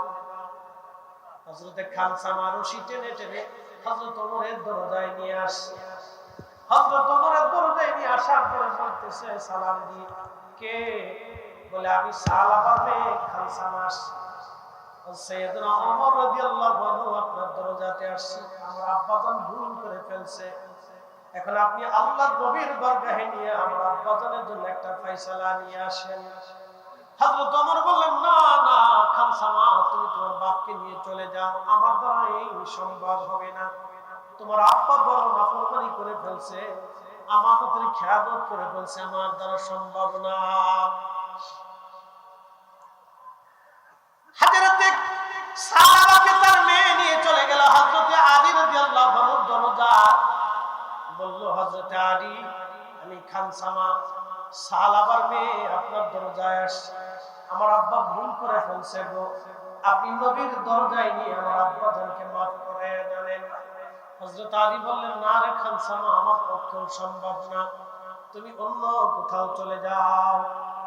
হযরত খানসামা ডাক দিয়ে বলতেছে, আব্বা জান, আবু বকরের দরজায় গেলাম, তিনিও জায়গা দিলেন না, হযরত ওমরের দরজায় গেলাম, তিনিও জায়গা দিলেন না, আলীর দরজায় গেলাম, তিনিও জায়গা দিলেন না, আপনাকে নিয়ে চলি আল্লাহর হাবিবের বরগাহে। রশি টানতে টানতে আল্লাহর হাবিবের বরগাহে নিয়ে গেলেন। কে? সালাম দিয়ে বলেন, ইয়া রাসূলুল্লাহ, আমি খানসামা, আপনার সাহাবী সালাবার মেয়ে, আপনার আসামি সালাবাকে রশি বেঁধে ধরে নিয়ে আসছি। হুজুর, আমি আমার আব্বাজানকে নিয়ে আসছি, রশি বেঁধে আসামি ধরে নিয়ে আসছি, আপনি কিছু করেন। না হলে আপনার সাহাবা ধ্বংস হয়ে যাবে। ঠিক তখনই সাহাবী রাসূল খামসামা রাদিয়াল্লাহু আনহা এবং সাহাবা রাদিয়াল্লাহু আনহু দাঁড়িয়ে দাঁড়িয়ে দরজায় কাঁদতেছিলেন। আল্লাহর নবী ডাকতে বললেন, খামসামা রে, তুমি তোমার আব্বাকে নিয়ে যাও, আল্লাহর ওহী না আসা পর্যন্ত আমি রাসূল সিদ্ধান্ত দিতে পারি না। সাহাবা ডাকতে বলল, মা খামসামা রে, আমার রশি ছেড়ে দাও, আমি পাহাড়ে চলে যাব, কোনদিন ফিরে আসবো না যদি আল্লাহ আমাকে মাফ না করে। রাসূলের সাহাবী রওনা হয়ে গেলেন। যেতে যেতে পাহাড়ে চলে গেলেন। পাহাড়ে যাওয়ার পরে কাঁদতেছিলেন আর বলতেছিলেন, হে রব, আমি আবু বকরের দরজায় গেছি, তিনি তাড়িয়ে দিয়েছেন। আমি ওমরের দরজায় গেছি, তিনিও তাড়িয়ে দিয়েছেন। আমি হযরত আলীর দরজায় গেছি, তিনিও তাড়িয়ে দিয়েছেন। আমি তোমার মেহবুবের দরজায় গেছি, তিনি আমাকে নিরাশ করেছেন। আল্লাহ, ইয়া আল্লাহ, তোমার দরজা থেকে যদি আমাকে নিরাশ করে দাও, তোমার খামসামা ধ্বংস হয়ে যাবে। আল্লাহ, তোমার সালাবা ধ্বংস হয়ে যাবে। আল্লাহ, আল্লাহ, আমি সালাবা কোনদিন মদিনায় ফিরে যাব না যদি তুমি ক্ষমা না করো। আল্লাহ, এইভাবে বিনয় বিনয় করে সালাবা রাদিয়াল্লাহু আনহু কাঁদতেছিলেন। আমার আল্লাহ জিবরাইলকে পাঠিয়ে দিলেন। আল্লাহর হাবিবের বারগাহে জিবরাইল আমিন এসে সালাম দিলেন, ইয়া রাসূলুল্লাহ, পৃথিবীর মালিক কি আপনি না আল্লাহ? বলে, হে জিবরাইল, সৃষ্টির মালিক আমার রব, আমার আল্লাহ। হাবিব, আল্লাহ বড় দয়াবান, আল্লাহ বড় দয়াবান। বন্ধু আল্লাহর হাবিব, আপনি সাহাবী সাহাবাকে সংবাদ দিয়ে দেন, আল্লাহ তার জীবনের অপরাধ মাফ করে দিয়েছে। চিৎকার করে বলেন আল্লাহু আকবার। কখনো তোমাকে যদি ভুলি, হেদায়েতের আলো জেনে নিয়ে কাছে তুলি। কখনো তোমাকে যদি ভুলি,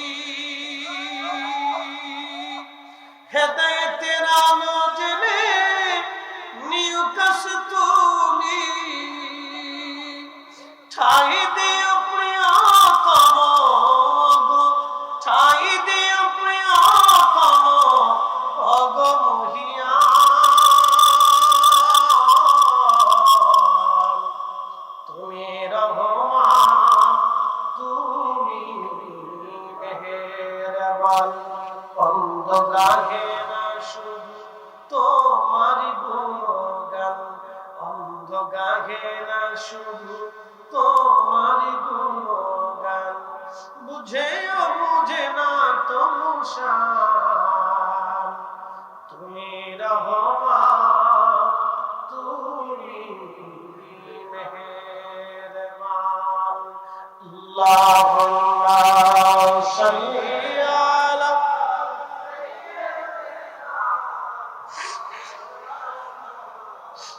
মুহাম্মদ সাইয়্যিদিনা।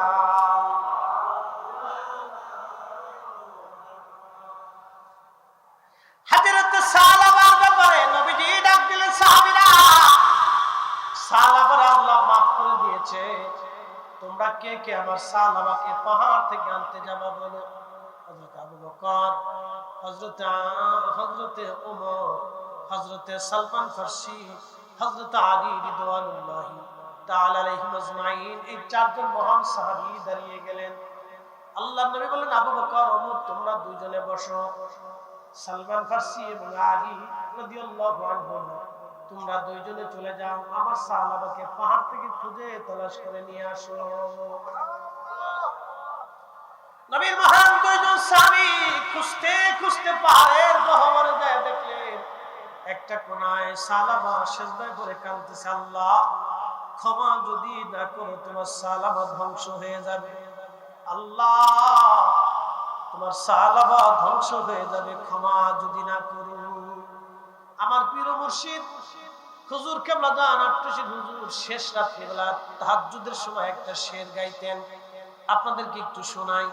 শুধু মাঝে মধ্যে হয়তো অনেকেই বিরূপ মন্তব্য করতে পারেন, একটা সুন্দর শের আপনাদেরকে শোনাবো। হুজুর কেবলা এইভাবে গাইতেন, গুনাহগার বলে মাওলা, অপরাধী বলে মাওলা, দূরে ফেলে দিও না, গুনাহগার বলে মাওলা। ঠিক তাহাজ্জুদের সময় শেষ রাত 3টে 3:30 ভিতরে এই শেরটা টানতেন, অপরাধী বলে মাওলা, গুনাহগার বলে মাওলা, দূরে ফেলে দিও না, মাগফিরাতের দ্বার হইতে নায়ুম্মেদ কইরো না, মাগফিরাতের দ্বার হইতে নায়ুম্মেদ কইরো না। আল্লাহ আল্লাহ বলে ডাকি মামা শোনো না, আল্লাহ আল্লাহ বলে ডাকি মামা শোনো না, না জানি কই রাশিয়াবি কি গুনাহ, না জানি কই রাশিয়াবি কি গুনাহ। এভাবে কাঁদতেন তিনি, মুরিদরাও কাঁদতেন। প্রিয় উপস্থিতি, সাহাবা পাহাড়ের গুহার মধ্যে পড়ে পড়ে কাঁদতেছে, আল্লাহ ক্ষমা যদি না করো সাহাবা ধ্বংস হয়ে যাবে। সালমান ফার্সি গেলেন আর সাথে হযরত আলী গেলেন, দুইজন যে সাহাবাকে বলতেছে, সাহাবারে মাথা উঠাও, সুসংবাদ নিয়ে আমরা আসছি। বলে বলো কি সুসংবাদ? বলে আল্লাহ তোমারে মাফ করে দিয়েছে। একসাথে জোরে বলেন আল্লাহু আকবার।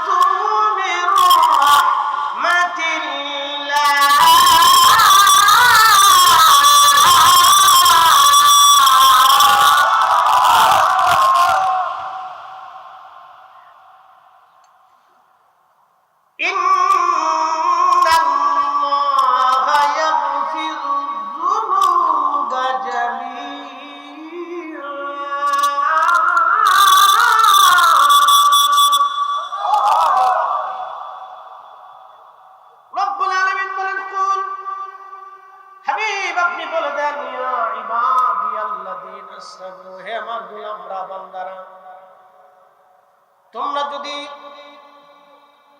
নিজের নফসের উপরে জুলুম করে ফেলো, গুনাহ করো, লা তাকনাতু মির রাহমাতিল্লাহ, আমার রহমত থেকে তোমরা নিরাশ হয়ো না, আমার রহমত থেকে তোমরা নিরাশ হয়ো না। একবার চিৎকার করে বলেন আল্লাহু আকবার। পৃথিবীর শ্রেষ্ঠ সংবাদের এক সংবাদ আপনাদেরকে শুনাইলাম, পৃথিবীর শ্রেষ্ঠ সংবাদের এক সংবাদ আপনাদেরকে শুনাইলাম। লা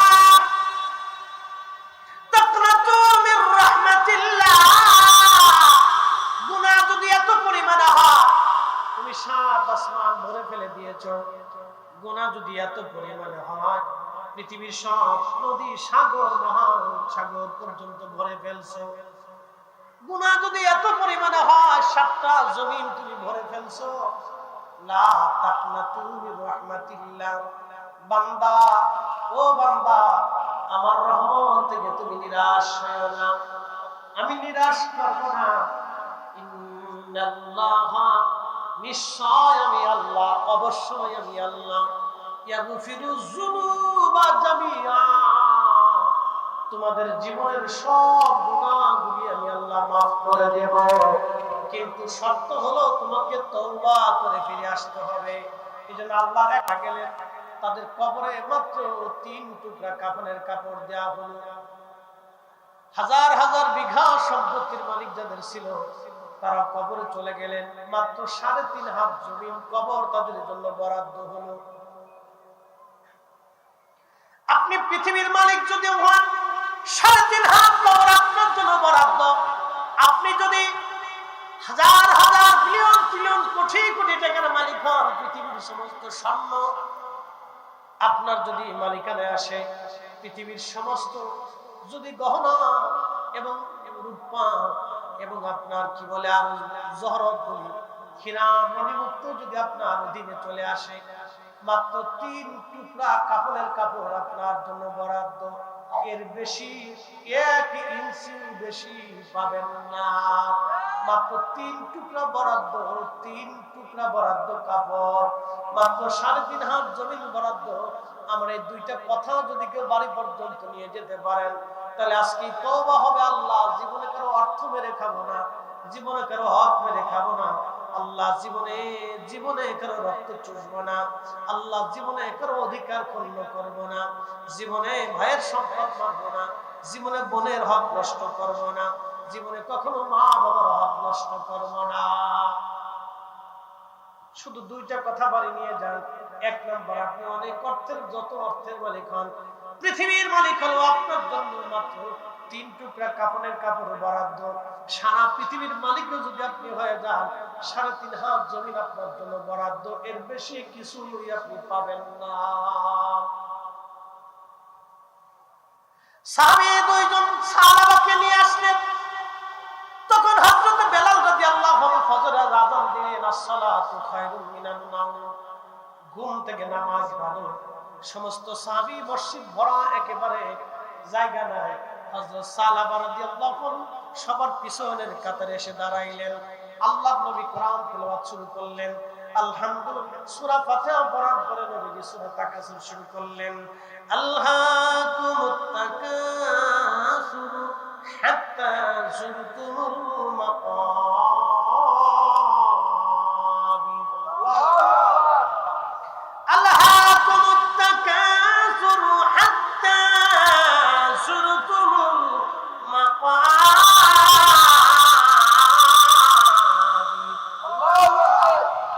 ঠিক তখনই হযরত সাহাবা রাদিয়াল্লাহু আনহু থরথর করে কাঁপতেছিলেন। থরথর করে কেঁপে চিৎকার দিয়ে উঠলেন, শুধু চিৎকার দিয়ে হযরত সাহাবা মসজিদে নববীর মধ্যে পড়ে গেলেন। পরে আর দেরি হলো না, আমার আল্লাহ তার রূহ নিয়ে চলে গেলেন। নামাজরত অবস্থায় কোরআন তেলাওয়াতে আল্লাহর ভয়ে, আল্লাকুমুত তাকাসুর অর্থ বলে দিয়ে যায়, মানুষ দুনিয়ার পিছে দৌড়াইয়া আমি আল্লাহকে ভুলে যায়। মানুষ দুনিয়ার পিছে দৌড়ে আমি আল্লাহকে ভুলে যায়। হাত্তা যুরতুমুল মাকাবির, কবর পর্যন্ত, কবর পর্যন্ত। এরপরে আর কোনো সুযোগ নাই। সালাবা ঘুমিয়ে গেলেন। মসজিদের মধ্যে সালাবা ইন্তেকাল করলেন।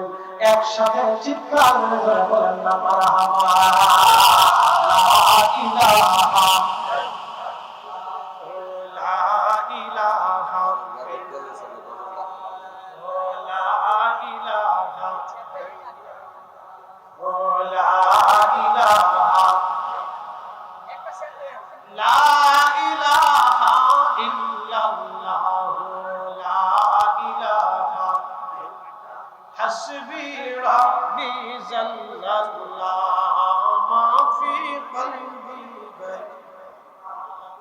নূর মুহাম্মদ,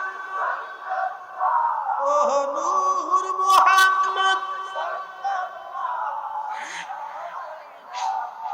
ইল্লাল্লাহু লা ইলাহা, ও লা ইলাহা, লা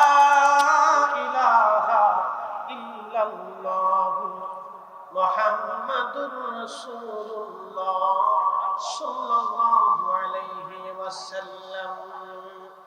হযরত সালামা মেহমান আসছে। আচ্ছা আমার তো সময় শেষ, টাইম দেওয়া যাবে না আমার।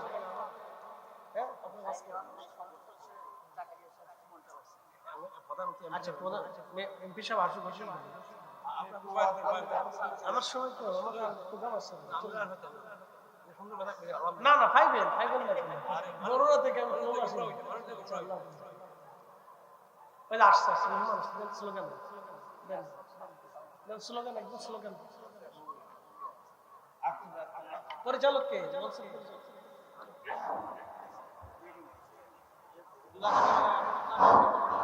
নারায়ে তাকবীর, নারায়ে তাকবীর, নারায়ে রিসালাত, নারায়ে রিসালাত, নারায়ে গাউসিয়া, আহলে সুন্নাত ওয়াল জামাত।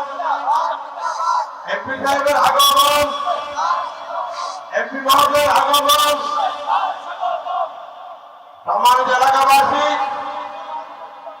আমাদের আজকের মাহফিলের প্রধান অতিথি বরুণার গণমানুষের নেতা জনাব জাকারিয়া সাহেব সুমন সাহেব, সাবেক সংসদ সদস্য, আমাদের মাঝে এসে উপস্থিত হয়েছেন। সবাই বলি মারহাবা,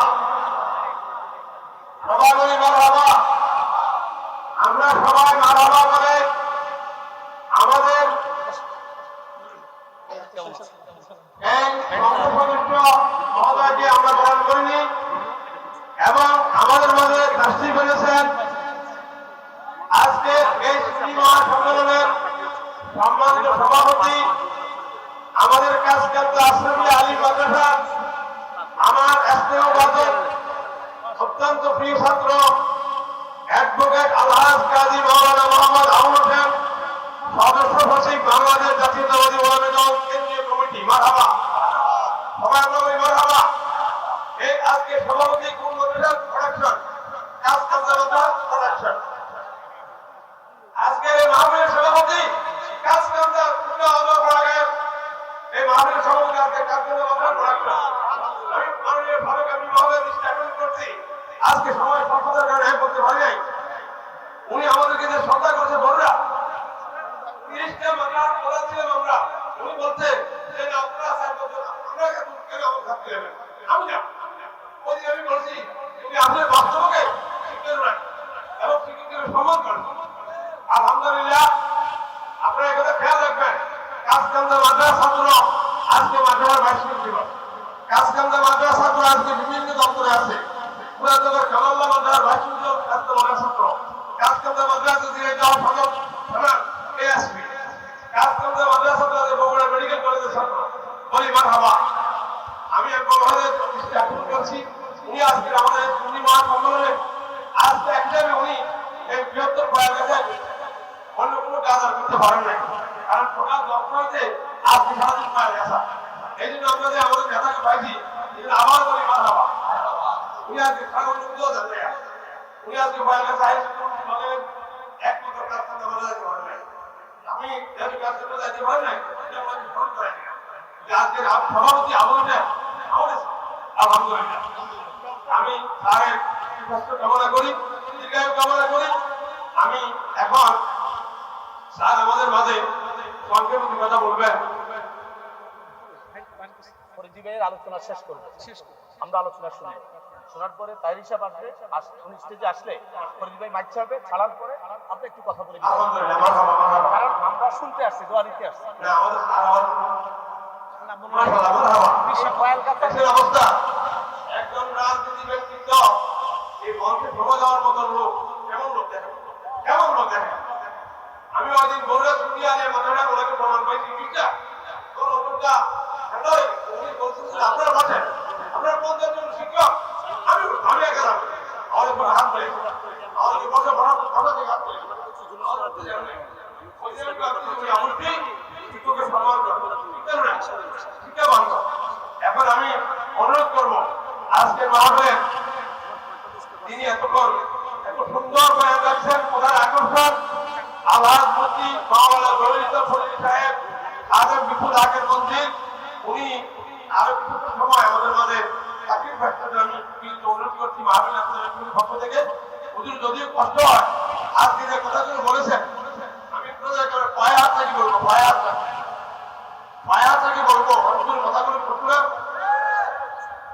তাহলে আমরা বর্তমান প্রেক্ষাপটের কথাগুলো আমাদের খুব প্রয়োজন। আমি আপনাদের বিরুদ্ধে পায়ে হাত থেকে বলবো কথাগুলো আমার। আসসালামু আলাইকুম।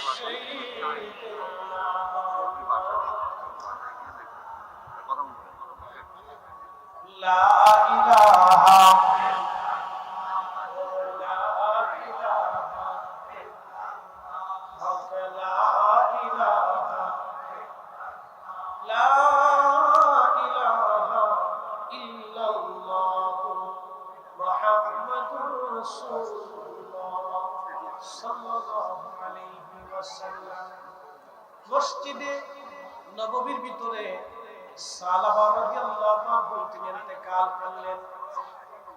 ফজরের নামাজ শেষ হয়ে গেল। আল্লাহর নবী আল্লাহর হাবিব সালাবা রাদিয়াল্লাহু আনহু লাশ সরিয়ে তার গোসল করানোর ব্যবস্থা করতে বললেন। সাহাবীরা হযরত সালাবা রাদিয়াল্লাহু আনহুকে গোসল দেওয়াইলেন, কাপড়ের কাপড় পরে আবার মসজিদের ভিতরে গেলেন। হযরত খামসামা রাদিয়াল্লাহু তাআলা আনহা সালাবা রাদিয়াল্লাহু আনহুর একটাই মাত্র কন্যা সন্তান। হযরত খামসামা রাদিয়াল্লাহু তাআলা আনহা তিনি দৌড়ায় আসলেন। বাবা লাশের পাশে বসে বসে কাঁদতেছিলেন। আব্বাজান, আপনি ছাড়া তো আর আমার কেউ নাই, আমার মাও নাই, আমার পরিবারের আর ভাই বোন কেউ নাই, আমি একাই। আব্বা গো, আপনিও চলে গেলেন আল্লাহর ডাকে, আমি এখন কি করব, আমার উপায় কি হবে? ঠিক তখনই রাহমাতুল লিল আলামিন নবীজি আসলেন। এসে বললেন, খামসামা রে, তুমি কাঁদো কেন? খামসামা বলে, ইয়া রাসূলুল্লাহ, ইয়া হাবিবাল্লাহ, আমার বাবা আল্লাহর ভয়ে মসজিদে নববীতে আপনার তেলাওয়াত শুনে আখিরাতের কথা স্মরণে ছটফট করে তিনি মারা গেছেন। আমার আব্বা একটা ভুল করেছিলেন, আমার রব আল্লাহ মাফ করে দিয়েছেন। ইয়া নবী আল্লাহ, আমার আর কোনো ভাই নাই, বোন নাই, আমার পরিবারের আর কেউ নাই, আমার আব্বা জানি ছিল। ওগো ইয়া নবী আল্লাহ, আমার আব্বা জান চলে গেল, আমার এখন উপায় কি হবে, আমি কি করব? আল্লাহর নবী বলেন, খামসামা রে, তোমার বাবা যদি রাহমাতুল লিল আলামিন হয় তাহলে কেমন হবে? আল্লাহু আকবার। তোমার বাবা যদি রহমতের নবী হয় তাহলে কেমন হবে? তোমার বোন যদি ফাতেমা হয় তাহলে বলো কেমন হবে? তোমার বাবা যদি নবী হয় তাহলে কেমন হবে? তোমার বোন যদি ফাতেমা হয় তাহলে খামসামা বলো তোমার কেমন হবে? খামসামা হেসে দিয়ে বলেন, ইয়া রাসূলুল্লাহ, এর চেয়ে বুলন্দ নসিব খামসামার জন্য আর কিছু হতে পারে না। তুমি মোদের আশার আলো, ঠিক কিনা?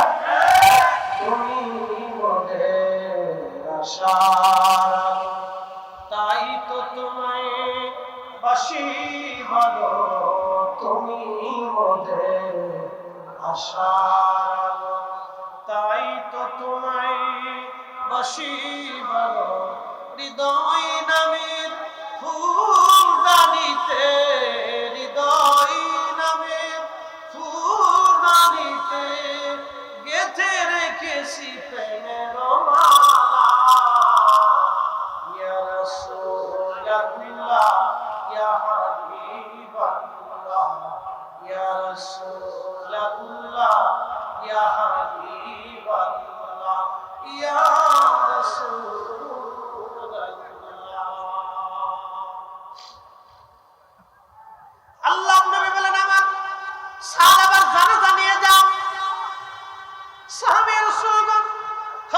সালামা রাদিয়াল্লাহু আনহু লাশ সামনে নিয়ে জানাজায় দাঁড়িয়ে গেলেন।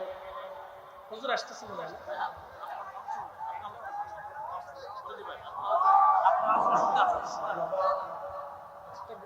বিশেষ করে নারে তাকবীর আল্লাহু আকবার নারে রিসালাত ইয়া রাসূলুল্লাহ নারে গাউসিয়া ইয়া রাসূলুল্লাহ আহলে সুন্নাত ওয়াল জামাত। আচ্ছা সারা রাত বলছেন ওটা আল্লাহ কবুল করছেন। আচ্ছা চলবে ইনশাআল্লাহ। হুজুর আসছেন, হুজুর আপনাদেরকে নিয়ে তালিম তরবিয়ত দিবেন। আমাদের প্রধান মেহমান আসছেন, সাবেক এমপি মহোদয় আসছেন, আমাদের অ্যাডভোকেট সাহেব আসছেন, আরো মেহমানরা আসছেন। তারা আপনাদের কাছ থেকে দোয়া নেবে। আমাদের প্রধান বক্তা তাহিরি সাহেব তিনিও কাছাকাছি ইনশাআল্লাহ। এই জন্য আমি আর সময় দিব না। সাহাবা রাদিয়াল্লাহু আনহুর জানাজা বিরাট সাহাবে کرام দাঁড়িয়ে, তা আল্লাহর নবী জানাজা পড়াইতে যাবে, কিন্তু আল্লাহ রাসূল পায়ের উপরে আঙ্গুলের উপরে ভর দিয়ে দিয়ে দিয়ে দিয়ে দিয়ে দিয়ে আস্তে আস্তে যাচ্ছে। একসাথে বলেন আল্লাহু আকবার। হযরত সালামা জানাজাতে সমস্ত সাহাবীরা দাঁড়ানো, নবীজি জানাজা পড়াইতে যাবেন, পা মুবারকের উপরে ভর দিয়ে দিয়ে আল্লাহর নবী যাচ্ছেন। সাহাবীরা বলেন ইয়া রাসূলুল্লাহ, আপনি কেন পায়ের আঙ্গুলের উপর ভর দিয়ে দিয়ে, আমাদের দেশে কাদা হইলে যেমন আমরা পায়ের আঙ্গুলের উপর ভর দিয়ে দিয়ে আস্তে আস্তে দেখে দেখে যাই, আল্লাহর হাবিব ওইভাবে দেখে দেখে যাচ্ছেন। সাহাবীরা বললেন হুজুর এরকম কখন আপনি হাঁটেন না, আজকে কেন এরকম হাঁটেন? বলে সাহাবীরা রে, আমার সাহাবার জানাজায় আল্লাহর আসমান থেকে এত ফেরেশতা আল্লাহ পাঠাইছে। আল্লাহু আকবার। আমার সাহাবার জানাজায় আল্লাহর আসমান থেকে এত ফেরেশতা পাঠিয়েছে, সাহাবীরা পা রাখার মতো কোনো জায়গা আমি পাচ্ছি না, সেই জন্য আমি ধীরে ধীরে বুঝে বুঝে পা রাখতেছি, যাতে ফেরেশতাদের পায়ের উপরে পা পড়ে না যায়। চিৎকার করে বলেন ইয়া রাসূলুল্লাহ। তার মানে বুঝা গেল আশিকে রাসূল, গোলামে রাসূল, নবীর গোলাম যারা, আশিকে রাসূল যারা, আল্লাহর ওলি যারা, তাদের জানাজা অসংখ্য ফেরেশতা হাজির হয়। কথা বলতে গেল ঠিক কি না? আমরা আহলে সুন্নাত ওয়াল জামাতের পথে আসি না নাই? না হাত উঠে করে বলেন আসি না নাই? সুন্নি মুসলমান হয়ে বাঁচতে চাই কি চাই না? সুন্নিয়ত আমাদের ঈমান, সুন্নিয়ত আমাদের কি? যারা বলেন কি? আল্লাহ বলেন কি? রাসূল আমাদের কি? আমাদের জীবন যাবে, ঈমান যাবে, জীবন যাবে, ঈমান যাবে।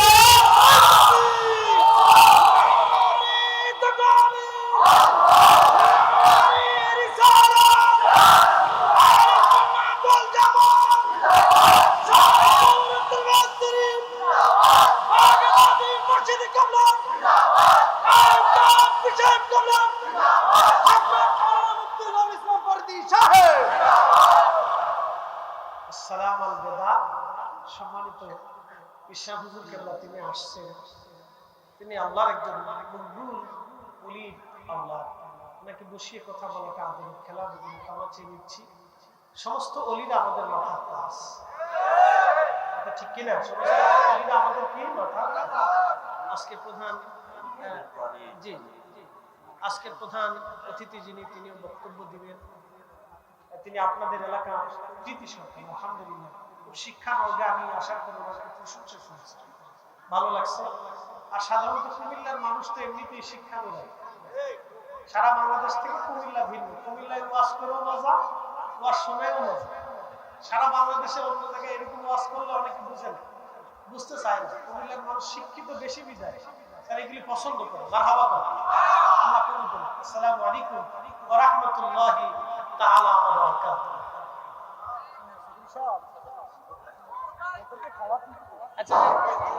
আমরা সকলে বলি আলহামদুলিল্লাহ। আর একটু জোরে বলি আলহামদুলিল্লাহ।